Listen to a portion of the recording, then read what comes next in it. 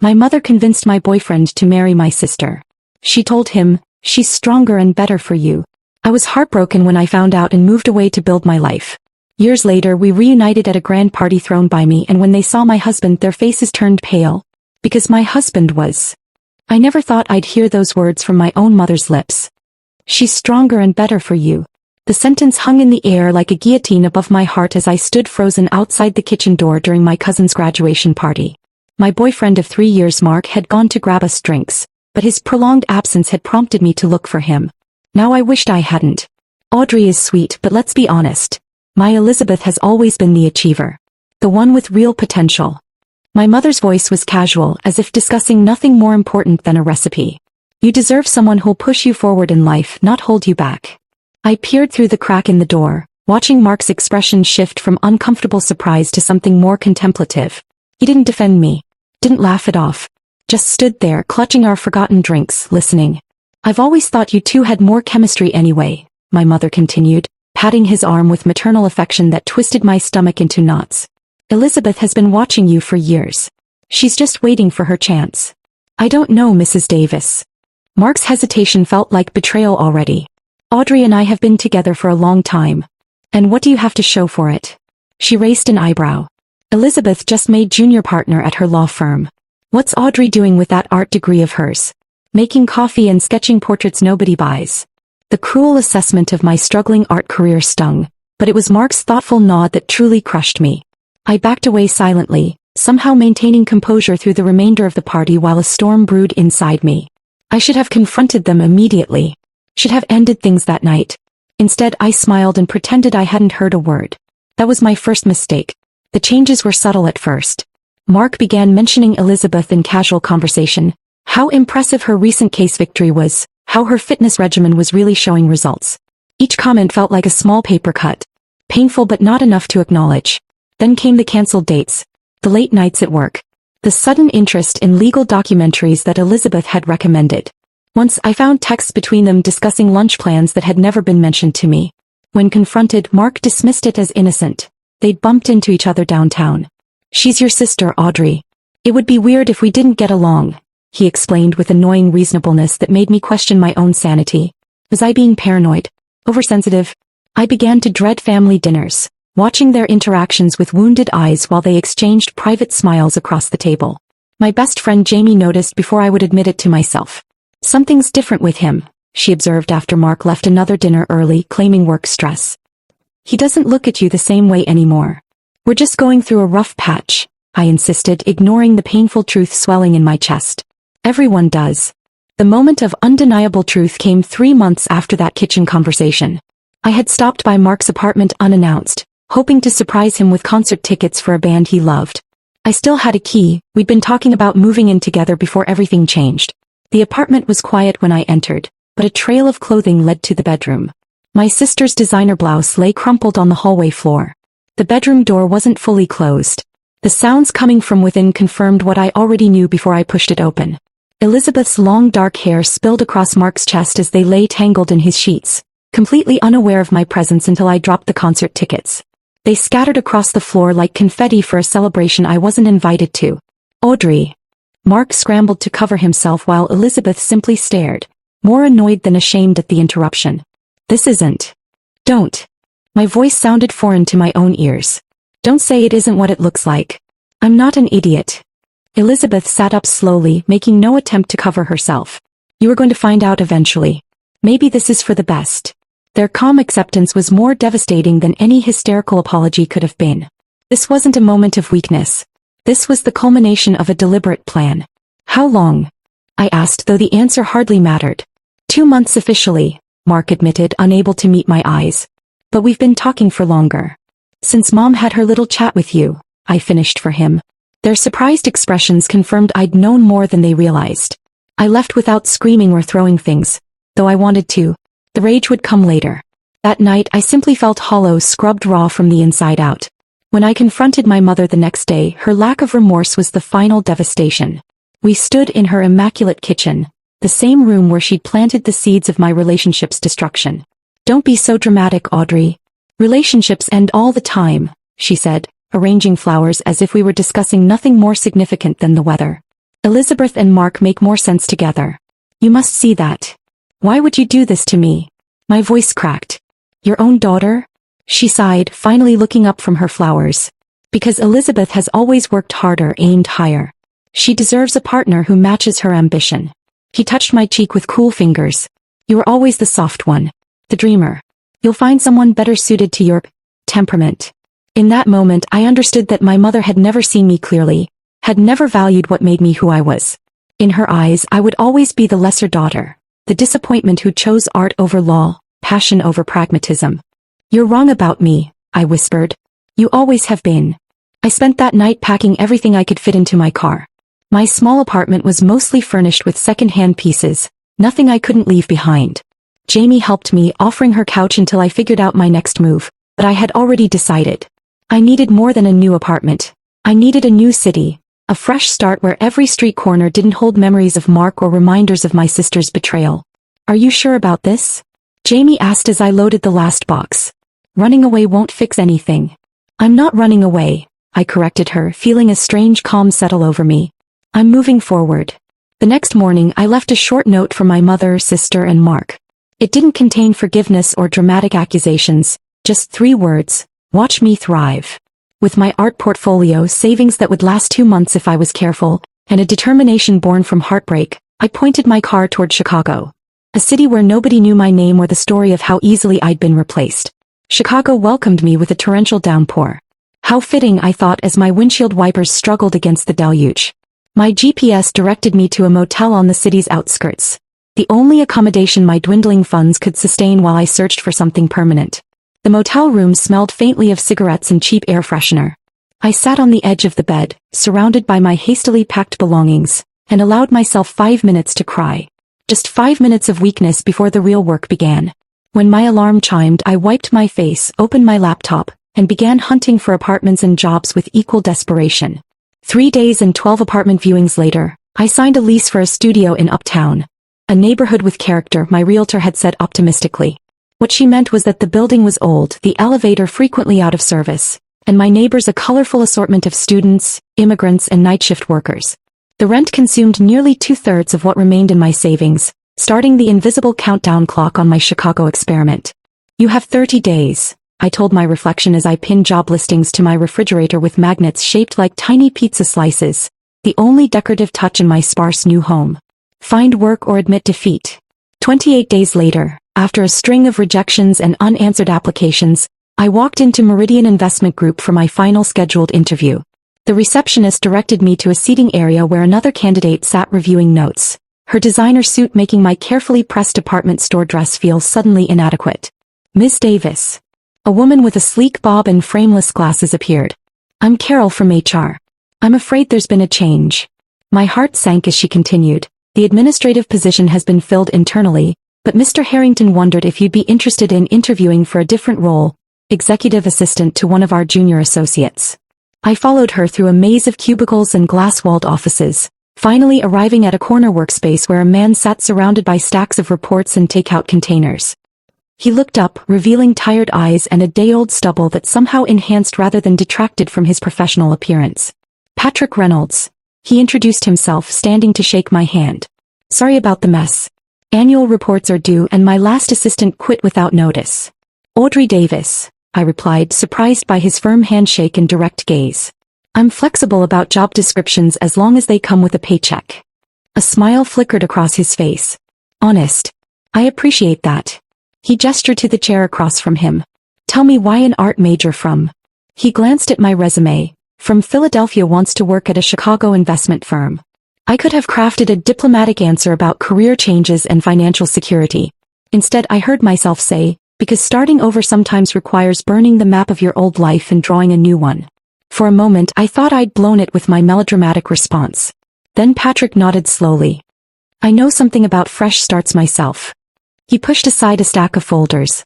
The job pays less than the administrative role you applied for, but has more potential for advancement.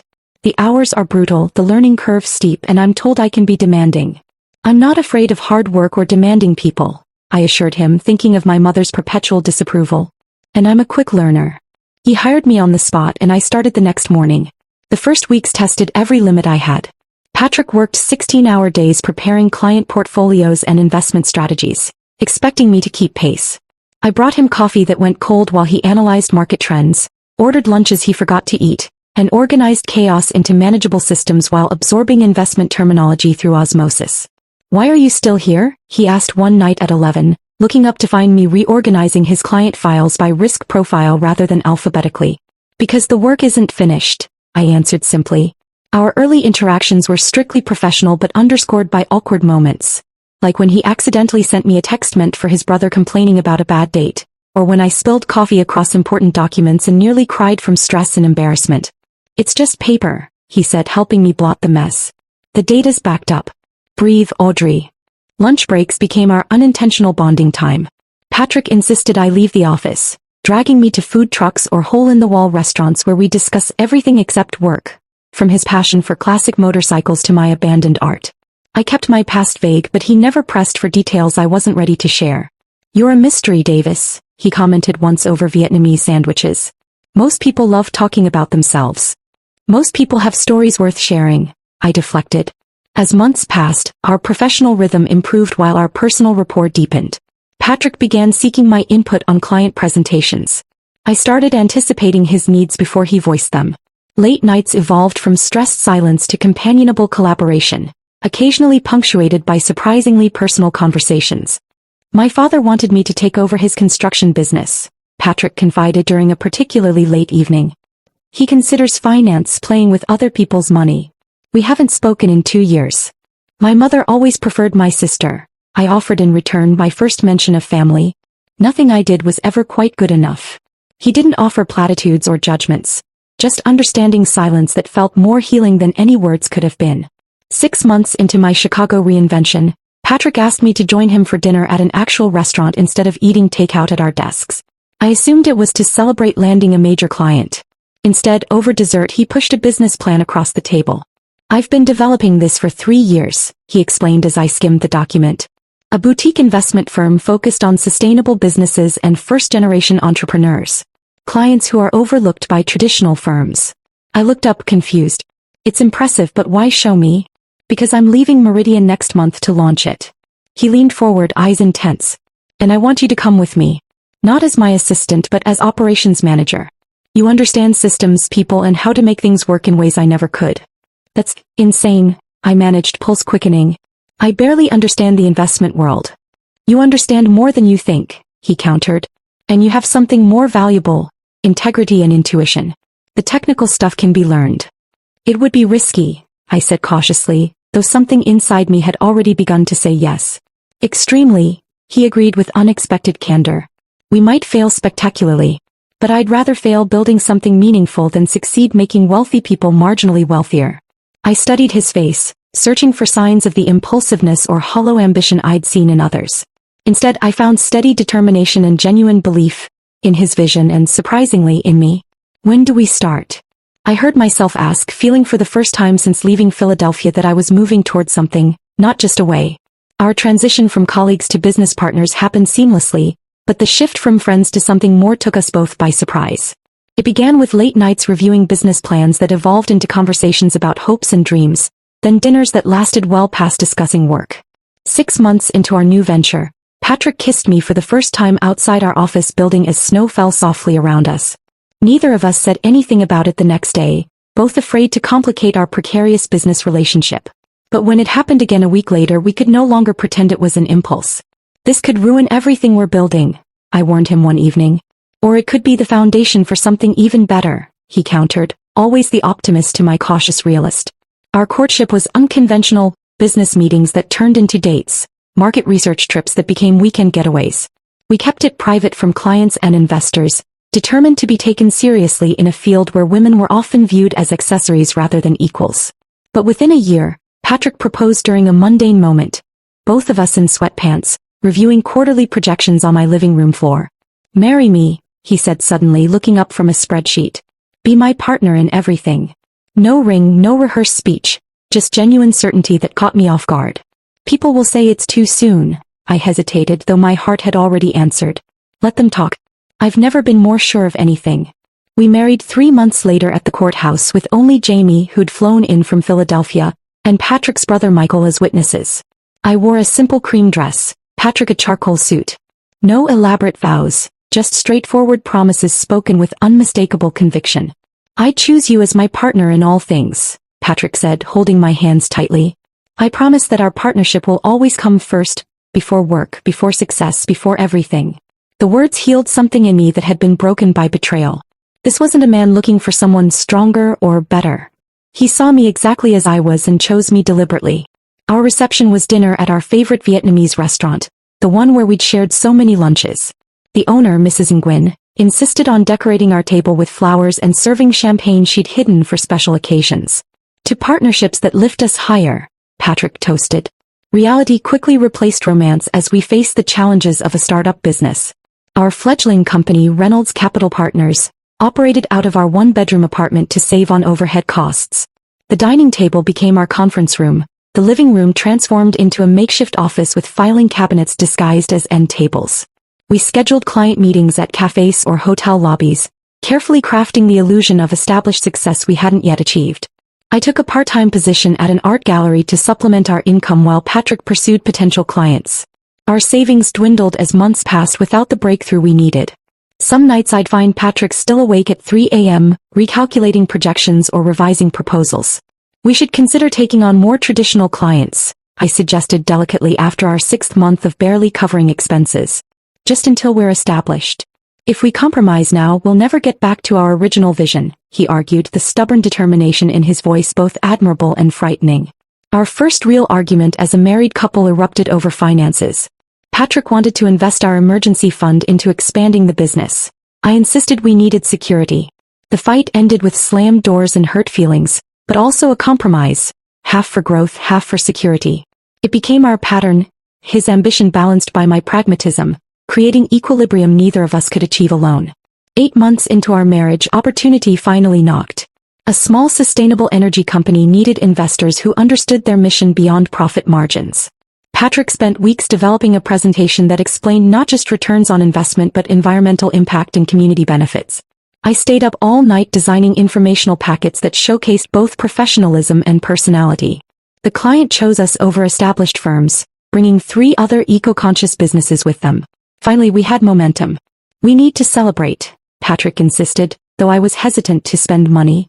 He surprised me by recreating our first date. Takeout containers from that same Vietnamese restaurant. Spreadsheets pushed aside to make room for spring rolls and noodles on our dining table.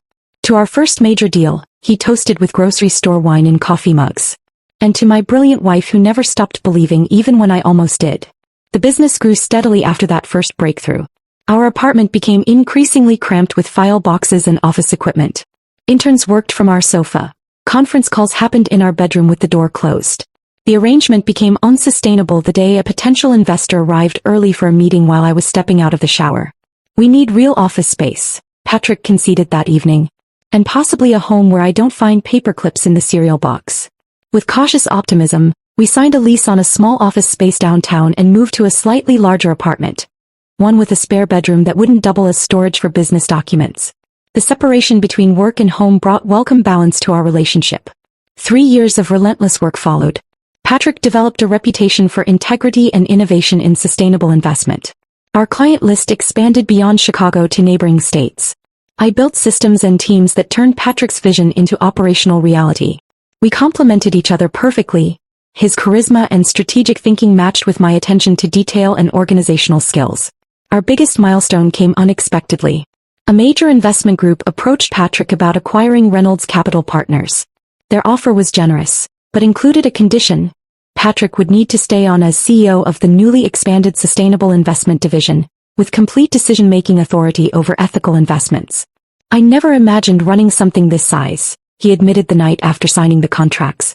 We stood in the kitchen of our new house, a modest but beautiful 3-bedroom in a neighborhood we'd only dreamed about when we started. "They didn't buy just the company," I reminded him, straightening his tie. "They bought your vision. Your integrity." The transition wasn't easy. Patrick worked longer hours establishing the new division while I adjusted to my role as Chief Operations Officer. But watching him in action, commanding boardrooms with the same passion he'd once displayed in our tiny apartment, filled me with pride that eclipsed the sacrifices. "We did it," he whispered during the champagne toast at the official announcement of his appointment as CEO. "Together." And as I watched him shake hands with executives who now reported to him, I thought about how far we'd come from that rain-soaked day I'd arrived in Chicago, heartbroken and alone. Life had taken everything from me only to replace it with something I never could have imagined. 5 years into Patrick's role as CEO, I had firmly established myself as more than just the boss's wife. My operational systems had become the backbone of the company's expansion into 3 new markets, and executives regularly sought my input on organizational decisions. We had found our rhythm. Patrick the visionary, me the architect who built the structures to support his dreams. Our personal life had settled into comfortable routines as well. Sunday mornings spent reading the paper over coffee, monthly dinner parties with our small circle of friends, and occasional weekend trips to Michigan where Patrick was restoring a vintage motorcycle. We hadn't started a family yet, both focused on nurturing our growing company, but the topic had begun to surface in late-night conversations. I rarely thought about Philadelphia anymore. Jamie visited occasionally, bringing carefully filtered updates about mutual friends, but never mentioning my family. I'd made peace with that chapter of my life being firmly closed. Or so I believed until a particular Tuesday morning. "You might want to see this," Patrick said, sliding a financial magazine across the breakfast table. The small headline in the corner read, "Davis and Associates faces bankruptcy after failed expansion." My sister's law firm, the one she'd built with my ex-boyfriend after he left his previous position to join her practice. "I didn't know you still followed news from Philadelphia," I said, trying to sound casual while my heart raced. "I don't. But Meridian Investment Group is on our acquisition shortlist, and your ex works there now. Their legal department outsources to Davis and Associates." Patrick watched me carefully. "I wanted you to hear it from me before the office started buzzing about it." The magazine article detailed Elizabeth's failed attempt to expand her firm nationally, resulting in mounting debt and client exodus. Mark had apparently joined Meridian's compliance team after their joint venture collapsed, taking a significant pay cut. The irony wasn't lost on me. The stronger match my mother had engineered now struggling while I sat in my beautiful kitchen beside a successful husband. "Does it change your acquisition plans?" I asked pragmatically. "That depends on you," Patrick replied. "Meridian's sustainable energy portfolio aligns perfectly with our growth strategy, but I'll walk away if it makes you uncomfortable." His willingness to sacrifice a smart business move for my emotional comfort exemplified why I'd fallen in love with him. "Don't be ridiculous," I said, squeezing his hand. "It's just business." 2 weeks later, the acquisition was finalized. Meridian would maintain its brand identity while operating under our corporate umbrella, with Mark remaining in his compliance role, technically now our employee, though several management layers would separate us. "We should host a gala," Patrick suggested one evening as we reviewed the quarterly results. "Celebrate the acquisition, showcase our expanded sustainable portfolio to investors, and introduce the Meridian team to our corporate culture." The suggestion wasn't unusual. We hosted similar events annually, typically at Chicago's Natural History Museum where the sustainability theme resonated with our company values. What caught me off guard was Patrick's next comment. "I think we should invite Mark Davis and the key players from Philadelphia, including any affiliated legal representatives. Show them our corporate values extend beyond Chicago." My teacup froze halfway to my lips. "You want to invite my sister and ex-boyfriend to our corporate gala?" Patrick set down his papers. "Is that what this is about?" I had no idea. "The Davis in the legal documents. I never connected it to your sister." His genuine surprise made me realize I'd never shared my full family history with him. Only vague references to a difficult mother and a favored sister. Patrick knew I'd left Philadelphia after a betrayal but didn't know the specifics. I'd compartmentalized so effectively that I'd forgotten he couldn't see the connections I found glaringly obvious. That night, I finally told him everything. My mother's manipulation, Mark's betrayal, Elizabeth's callousness. I expected sympathy, perhaps protective anger on my behalf. What I didn't expect was Patrick's thoughtful silence followed by an unexpected perspective. "Maybe it's time they saw who you've become," he said finally. "Not for revenge but for closure. You've built an extraordinary life, Audrey. A life that's authentic to who you are, not what anyone else wanted you to be." His words unlocked something inside me. A desire not for retribution but for recognition. Not to hurt them as they'd hurt me, but to stand confidently before them as the woman I'd become despite their dismissal of my worth. "We'll invite them," I decided. "All of them, Mark, Elizabeth, even my mother." The next weeks were a blur of gala preparations alongside a growing knot of anxiety in my stomach. I channeled my nervous energy into ensuring every detail was perfect. from the sustainable seafood menu to the carbon-neutral transportation for guests. Our event coordinator commented that I'd never been so involved in planning before. As I reviewed the finalized guest list, seeing their names in black and white brought a wave of emotions I thought I'd processed years ago. What would they think seeing me now? Would my mother still view me as the lesser daughter? Would Mark regret his choice? The questions circled like vultures despite my attempts to dismiss them. Having second thoughts? Patrick asked, finding me staring at the invitation mock-ups late one night. Not about inviting them, I clarified.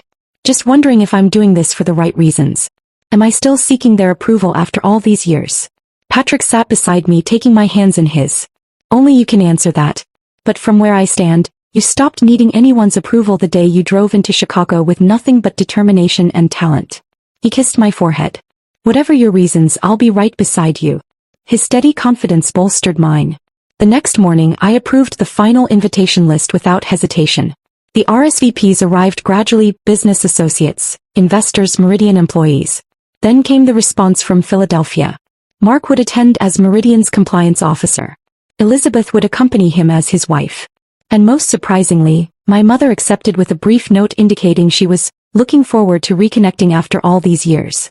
The formal invitations were mailed 3 weeks before the event, elegant cards featuring recycled paper and soy-based ink that reflected our company's values. For my family's invitations, I included a personal note. Looking forward to showing you the life I've built. Audrey Reynolds. As the gala approached, my wardrobe became an unexpected source of anxiety. The perfect dress became symbolic. It needed to project confidence without obvious attempt to impress. After countless shopping trips, I found it, a sophisticated emerald gown that complemented my eyes and projected elegant authority. Ready to face your past? Patrick asked the night before the gala, finding me rehearsing imaginary conversations in front of our bedroom mirror. Ready to showcase my present, I corrected, suddenly certain of my purpose. This wasn't about proving my worth to people who had underestimated me. It was about honoring the journey that had led me to a life more fulfilling than anything I could have imagined when I fled Philadelphia. The Natural History Museum transformed beautifully for our gala, with sustainable lighting casting a warm glow across the grand hall. Patrick and I arrived early to review final arrangements, the organic floral centerpieces, the locally sourced menu, the jazz quartet playing softly in the corner. Everything perfect, everything a reflection of the values that had built our success. Nervous? Patrick asked, adjusting his bow tie as we watched staff add finishing touches. Oddly, no, I realized with surprise. The anxiety that had plagued me for weeks had dissolved, replaced by a calm certainty. This is our world. They're just visiting it. As guests began arriving, Patrick and I stationed ourselves near the entrance, greeting investors and colleagues with practiced ease. I wore my emerald gown with a simple diamond pendant Patrick had given me on our 5th anniversary. My hair, once long like Elizabeth's, now fell in a sophisticated bob that framed my face. I felt powerful, authentic, completely myself. I spotted them immediately, my mother entering first in a navy dress that screamed Old Money Philadelphia, followed by Elizabeth and Mark. They paused just inside the doorway, taking in the elegant surroundings and clearly searching for familiar faces in a sea of strangers. For a moment I considered approaching them, but something held me back. Let them find me, I decided.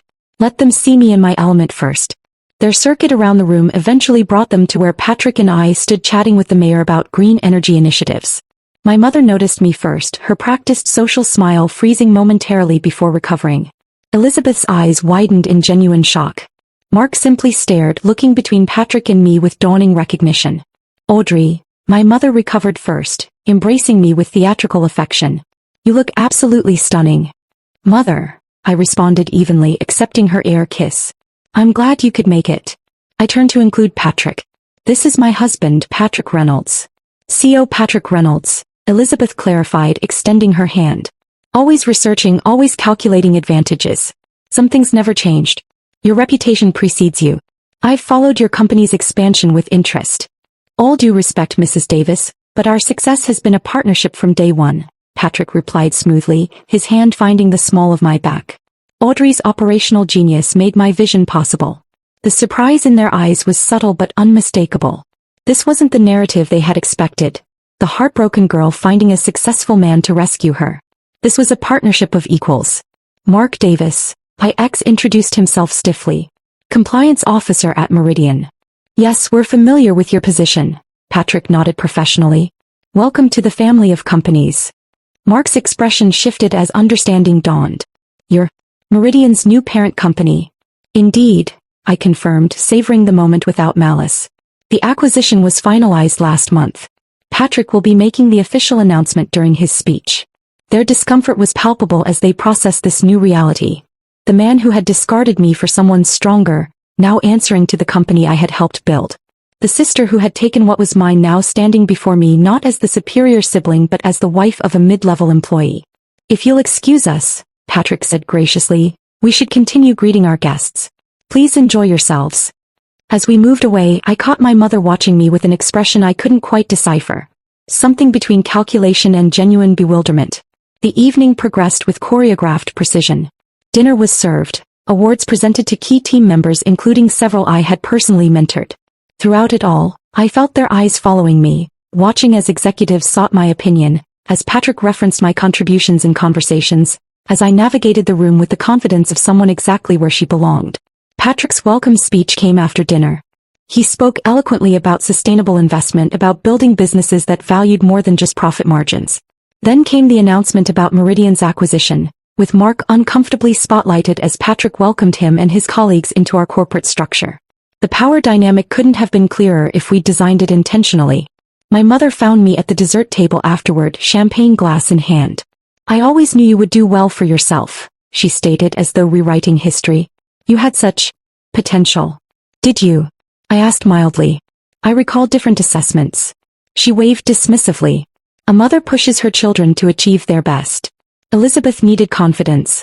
You needed motivation. What I needed was support, I corrected gently. What I found was strength on my own terms. Well, she sipped her champagne, I suppose I should thank this Patrick for seeing what I missed.